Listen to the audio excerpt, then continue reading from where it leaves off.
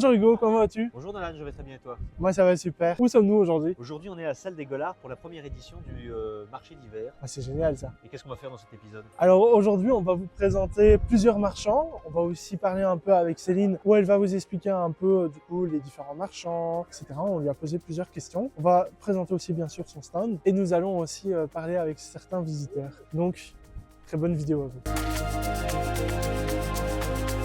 Bonjour Céline. Bonjour Hugo. Alors Céline, comment t'es venue l'idée du marché? Alors, avec mon magasin, j'ai plusieurs petits artisans qui travaillent avec moi et qui déposent en dépôt chez moi leurs créations. Et on a fait un marché de printemps. Je me suis dit, parce qu'on me posait beaucoup de questions, c'est qui ces personnes-là qui font les bougies, le dot art mating, il y avait l'époxy. Et donc j'ai proposé qu'on organise un marché tout ensemble. Donc on a fait au printemps, ça a été une belle réussite. Et on s'est dit, pourquoi pas en hiver? Et du coup, voilà, on s'est dit, ok, d'accord, oui, non, non. Et puis on s'est dit, on y va. Et par contre, pour plus refaire chez moi, parce que dehors, c'était pas très cool. Donc on a fait ça ici à la Salle des Golards.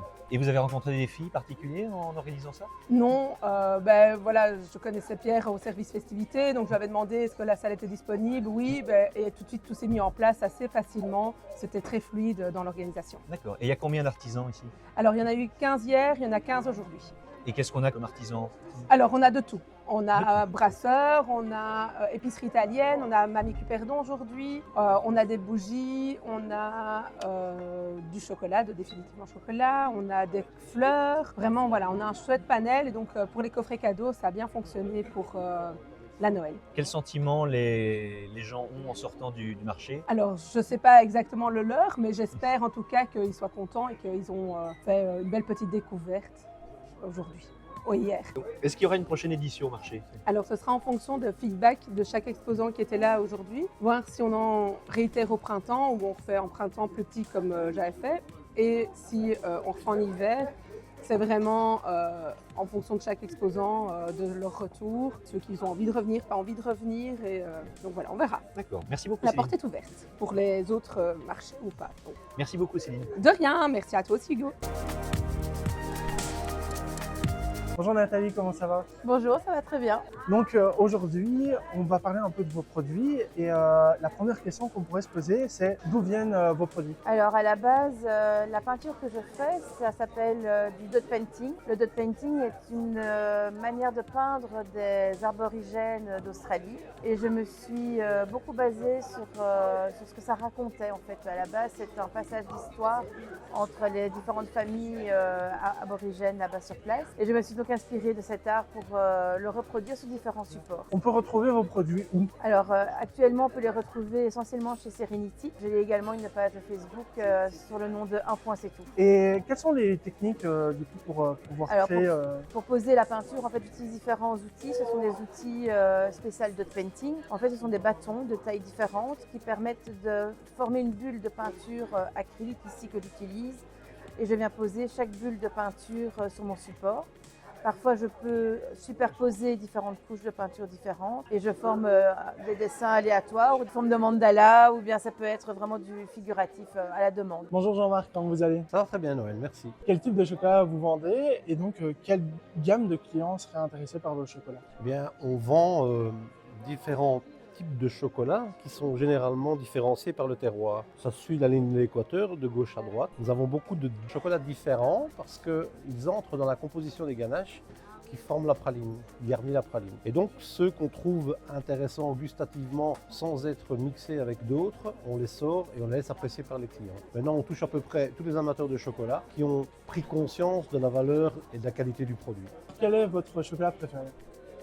Moi, je vous avoue que j'ai un petit coup de cœur pour celui-ci, un 80%, qui présente quand même un gros attrait au niveau de la puissance en cacao et de la traînée en bouche qui est très très agréable sur 4-5 minutes après la dégustation. Bonjour Bila, comment ça va? Très bien, merci. Donc aujourd'hui, je vais te poser quelques petites questions. Je voulais savoir un peu quel type de produit tu vends. Alors nous, on est spécialisé dans tous les produits italiens, mais des produits un peu spécifiques. Donc ce sont des produits labellisés et qui viennent de petits producteurs en Italie. Et donc nous, on travaille avec un consortium en Italie qui s'occupe de labelliser les produits là-bas. Et donc ils ont accès à tous les produits du nord au sud de l'Italie et bien sûr des très très bons produits. Quel produit tu vends le plus? Alors, les charcuteries. Donc, les gens sont très attirés par les charcuteries. C'est mes meilleurs produits de vente au niveau des marchés, au niveau de mes grossistes aussi, puisque je suis également grossiste pour les fromageries, les restaurants. Les fromages, bien sûr, tout le monde aime les fromages, mais ils ont une préférence pour mes charcuteries. Quand as-tu commencé? Alors ça, c'est une longue histoire parce que, en fait, moi, d'origine, je suis informaticienne. Donc, rien à voir avec la vente en détail. Et en fait, c'est le Covid, changer nos optiques de vie, tout simplement. Parce que moi, au niveau du travail, c'était très compliqué. Et mon mari étant cuisinier dans un restaurant, on s'est retrouvés un peu dans l'embarras, on va dire comme ça. Et donc, on a décidé, comme on avait beaucoup de produits, les vendre à des particuliers plutôt que d'attendre. Et voilà comment est arrivée cette petite remorque toute jaune. Et comment vous avez trouvé votre nom du coup? Ah, c'est très simple, ça vient de mon prénom. Donc en fait, mon vrai prénom, il est plutôt d'origine sicilienne. Mais en Italie, on a souvent des petits surnoms. Donc c'est jamais le prénom entier qu'on donne. Donc moi, c'est Juices ou Pina. Et Pina est vraiment le prénom qu'on utilise partout dans ma famille. Et donc voilà. Et donc on a choisi Dapina pour faire, pas chercher très très loin en fait. Si dans tous les produits que tu vends, tu devais choisir entre un seul produit, quel serait ton produit préféré? Moi, je suis une mangeuse de pâtes. Donc mes pâtes, ce sont des vraies pâtes napolitaines qui sont faites à l'ancienne. Donc il n'y a que du blé dur et de l'eau. Et elles sont séchées dans des machines qui reflètent le soleil en fait. Et donc elles sont séchées à très très basse température pendant plus d'un mois. Et donc vous avez des vraies pâtes sèches. Et donc oui, moi c'est mes pâtes. Dis-moi Pina, où on peut te retrouver? Alors pour l'instant, malheureusement les marchés c'est pas joyeux. Donc on me retrouve le mercredi à l'Écluse, à Beauvechin, de midi à 20h. Et alors tous les dimanches matins, de 9h à 13h sur le marché de Chastes. Du coup, à très bientôt. À très bientôt. Au revoir. Au revoir. Vincent, qu'est-ce que tu nous fais déguster aujourd'hui? Alors, aujourd'hui, je vais d'abord vous faire déguster la Follante, qui est la bière phare de notre brasserie, la brasserie des Fourquets. Donc, la Follante, c'est une bière assez simple, 2 maltes, une levure à houblon, le houblon Citra, qui est un houblon assez aromatique sur les agrumes, les maltes plutôt caramel. Donc, vous voyez, une mousse généreuse, une bière non filtrée, un peu trouble. La petite nouveauté à la brasserie, c'est qu'on a décidé de brasser une bière d'hiver. Oui, alors présente-nous cette bière que tu as Alors pu cette nous faire bière d'hiver déguster. est tout à fait atypique, 5 degrés et blonde. La plupart des bières d'hiver sont plutôt brunes, chargées en alcool, donc sur des 8, 9, 10, voire 12 degrés. On a voulu aller pas à l'encontre des bières traditionnelles. Et donc bière d'hiver quand même, parce que chargée en épices d'hiver, coriandre, badiane, on a confiture d'orange, écorce d'orange amère. Donc voilà, c'est une bière. Certains disent qu'elle est ambrée, tout dépend comment le soleil donne dedans, mais on est quand même dans une bière relativement claire par rapport aux bières habituelles. Au nez, malgré que ce soit froide, on retrouve vraiment ces arômes de pain, d'épices, d'orange. Le petit plus qu'on fait de temps en temps dedans, on met un zeste d'orange dedans qui justement augmente encore, accentue encore cette odeur de ce goût d'orange.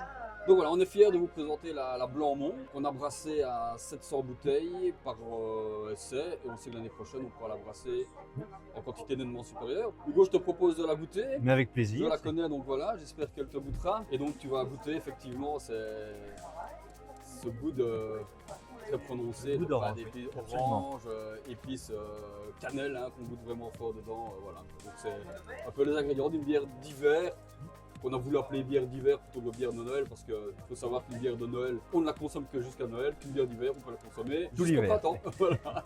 Elle est excellente, merci beaucoup. Ben voilà, avec plaisir. Alors, je vends des bracelets aux pierres naturelles, des pierres naturelles aussi, ou des créations, aux encens, aux pierres roulées, aux oracles et aux lampes de sel. Alors, mon commerce, c'est à Geltine. Je fais un partenariat avec Un Point C'est Tout et Miss I, que vous avez peut-être vu tout à l'heure, qui sont aussi à mon magasin pour retrouver certains de leurs produits. D'ailleurs, n'hésitez pas à venir. Le 7 décembre, on organise une porte ouverte avec Christelle Van Avermaet et ses tupperwares en atelier bûche de Noël de 14h à 18h. À très bientôt alors. À bientôt. Bonjour Christine, comment Bonjour vas-tu? Nolan, ça va bien, merci. Je voulais savoir déjà en premier temps, depuis quand tu as eu l'idée de te lancer dans ça? Alors l'idée, elle est venue petit à petit, il n'y a pas très longtemps. J'étais au mariage de mon fils en Italie et voilà, il a voulu qu'on fasse les bouquets nous-mêmes et puis ben là, j'ai découvert que j'aimais bien faire ça.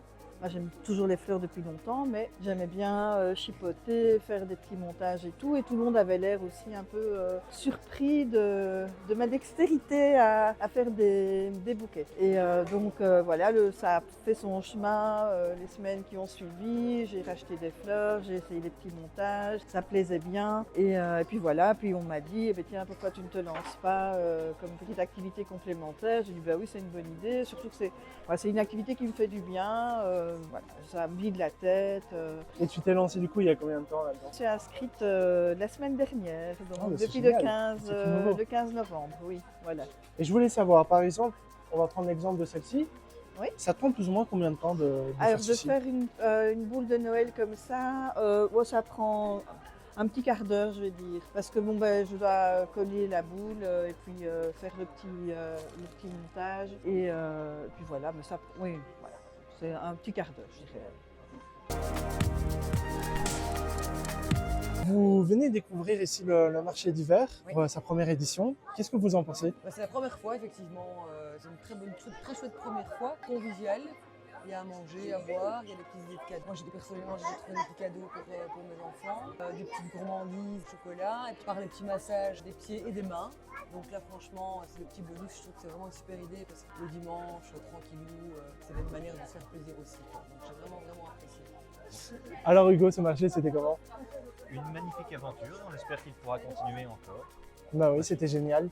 Génial d'avoir participé à ce marché avec toi. Merci à tous pour votre visionnage et on vous souhaite une bonne fin de journée et à une prochaine pour de nouvelles aventures.